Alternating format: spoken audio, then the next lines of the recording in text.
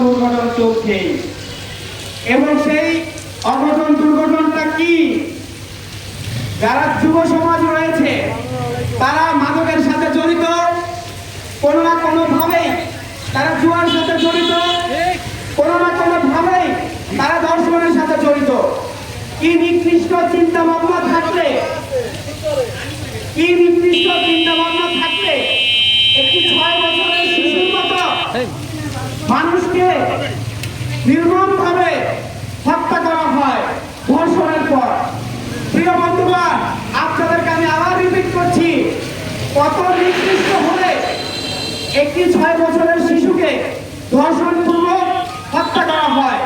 এদেশের প্রতিটি ছেলে সন্তান বর্তমানে মোবাইল খুললেই দেখা যায় তারা কোনো না কোনো ভাবেই মাদকের সাথে জড়িত, জুয়ায় আসক্ত, এবং আমরা যুব সমাজকে কোনোভাবেই ধ্বংস হতে দিব না।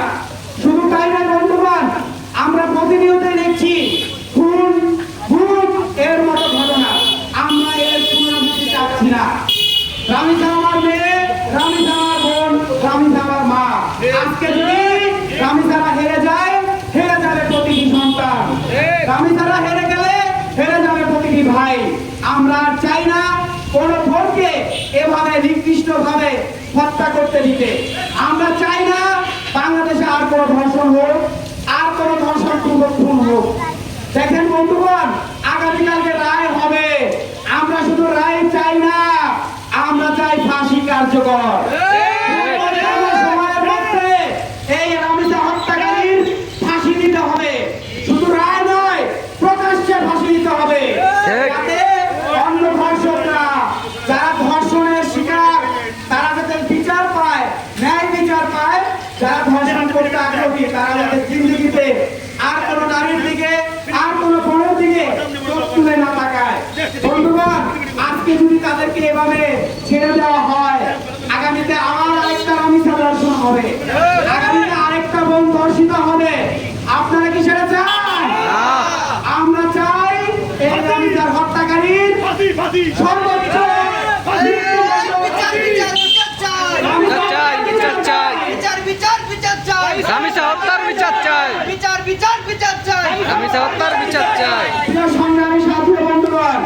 আপনাদেরকে আজকে যে কথাগুলো বললাম, সেই কথাগুলো প্রতিনিয়তই আমাদের সাথে হচ্ছে। শিবচর উপজেলা গণ অধিকার পরিষদ আয়োজিত আজকে যারা আমাদের মাঝে একত্রতা প্রকাশ করেছেন তাদের প্রতি কৃতজ্ঞতা প্রকাশ করছি।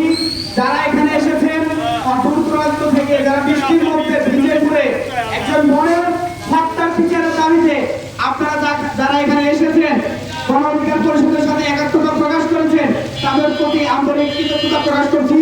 সকলকে ধন্যবাদ জানাচ্ছি। আজকের মতো আমরা প্রোগ্রাম এখানে সমাপ্ত করছি।